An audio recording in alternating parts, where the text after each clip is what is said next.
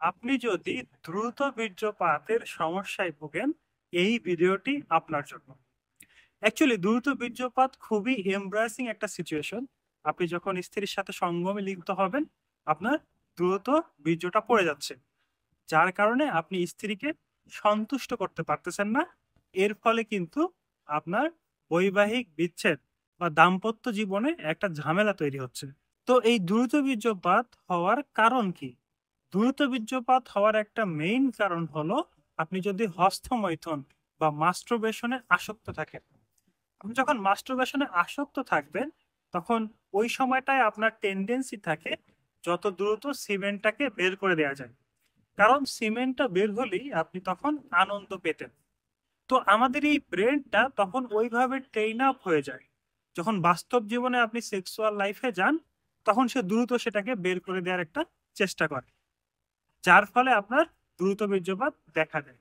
দ্রুত বীর্যপাত হওয়ার আরো একটি গুরুত্বপূর্ণ কারণ হলো আপনি যদি অস্থির থাকেন, আপনি যদি টেনশন করেন যে আপনি স্ত্রীর সাথে পারফরমেন্স করতে পারবেন কিনা, অথবা মানসিক যদি কোনো উদ্বেগ বা অনেক বেশি এক্সাইটেড হয়ে যান, সেক্ষেত্রেও আপনার দ্রুত বীর্যপাত হবে।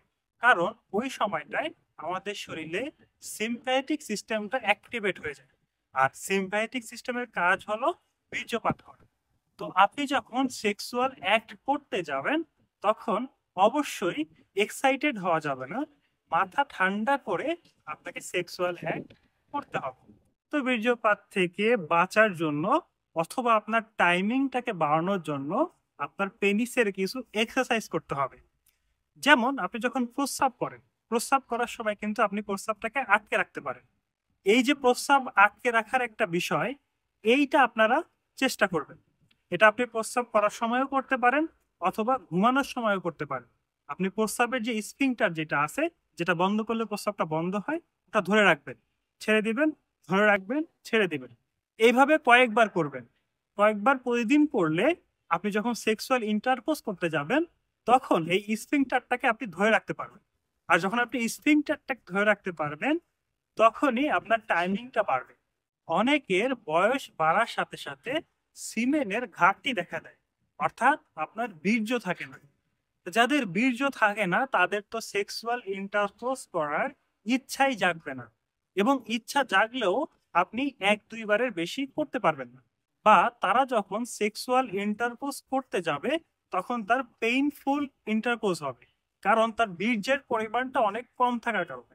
তো এই সিমেন বা বীর্য কমে যাওয়ার মেইন কারণ হলো আপনার শরীরে টেস্টোস্টেরন হরমোনটা কমে যাওয়া। যখন শরীরে টেস্টোস্টেরন হরমোন কমে যায়, তখনই আমাদের সিমেন বা বীর্যটাও কমে যায়। তো এই সিমেন বা বীর্য বাড়ানোর জন্য আপনাকে অবশ্যই টেস্টোস্টেরন হরমোনের পরিমাণটা বাড়াতে হবে। এখন টেস্টোস্টেরন হরমোনটা আপনারা কিভাবে বাড়াবেন? টেস্টোস্টেরন হরমোনটা বাড়াতে গেলে আপনারা এক্সারসাইজ করবেন, ফিজিক্যাল এক্সারসাইজ। ফিজিক্যাল এক্সারসাইজ করলেও আমাদের হরমোনটা বাড়বে। পাশাপাশি আপনি কিছু সাপ্লিমেন্ট, ন্যাচারাল ফুড, এগুলো খাইতে পারেন। যেমন ডিমের কুসুম, সামুদ্রিক মাছ বা ভিটামিন ডি সমৃদ্ধ যে কোনো খাবার, অ্যাভোকাডো হতে পারে।